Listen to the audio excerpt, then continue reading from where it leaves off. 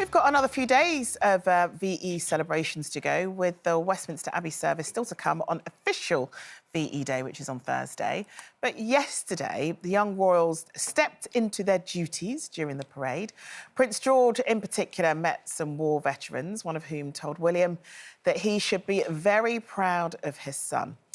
But in a case of what some could call a bit of a tenuous link, former Home Secretary Lord David Blunkett says that we need to rekindle the VE Day spirit by getting young people back into work, arguing that they lack the determination of the wartime generation. What do you think to that, Jane? Oof, well, there's a lot to unpack in that statement, isn't there? I mean, yes, the wartime generation were incredibly determined, but you could argue that a lot of them had to be because they had no choice. They were just packed off to war. It's very different times now, and there are a lot of challenges. It just happens to be very different challenges. I mean, I kind of get where he's coming from in a way. I mean, if you look at Lord Blunkett himself, you know, he was born blind. He became a senior government figure. So maybe wrapped up in that is, look, you might wake up some days and just feel that everything, the world is against you and, you know, you're facing adversity. But if you actually just get up and find a purpose, it's really, really helpful. I think that's probably what he is saying. But, you know, I mean, are there some young people today that don't want to work, that are a bit idle? Probably. But there's a hell of a lot out there as well that do. But I think it's very tricky.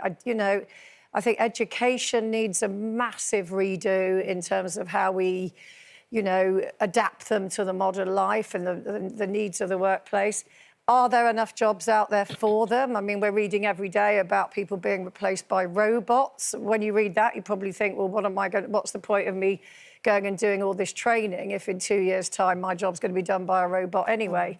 So, you know, yeah, it's very, very complex. But I think with the pincer movement of tailoring the education system in the right way, parents stepping up and making sure that their kids have, you know, got the bit between their teeth is probably the solution. Janet, you've written about this a lot, haven't you?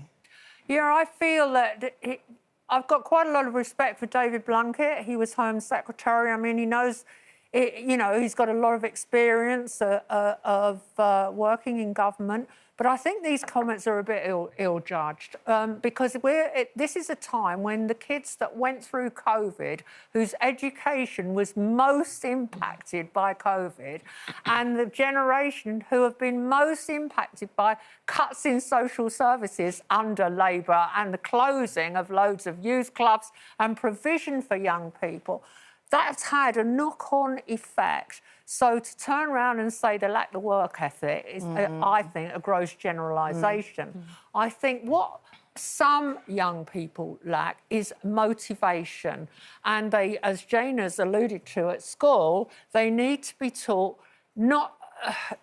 Education needs to change so that it fits in with the challenges of modern life, which are running your own finances, how to talk to other people, how to communicate and be a member of society. And with the work that you do with the Trust, you work with young people all the time, so it's fair enough us sort of, you know, speaking, well, we think they should do this, we should think they should do that, but you actually work alongside them. So where do you stand in this debate? Well, the young people that are part of the Trust and part of the Youth Board, the one main thing that they're saying is there's a lack of opportunities for, you know, you might go for a job as a young person and then the employer says, you haven't got enough experience. Well, give me the experience. You haven't got, you know, it's like a cat and mouse game that they're playing. And there's some young people who say there's no point in working because you pay all your money in tax and then you've got no money left, and it's little financial gain. But with the young people, it is a thing of stimulation and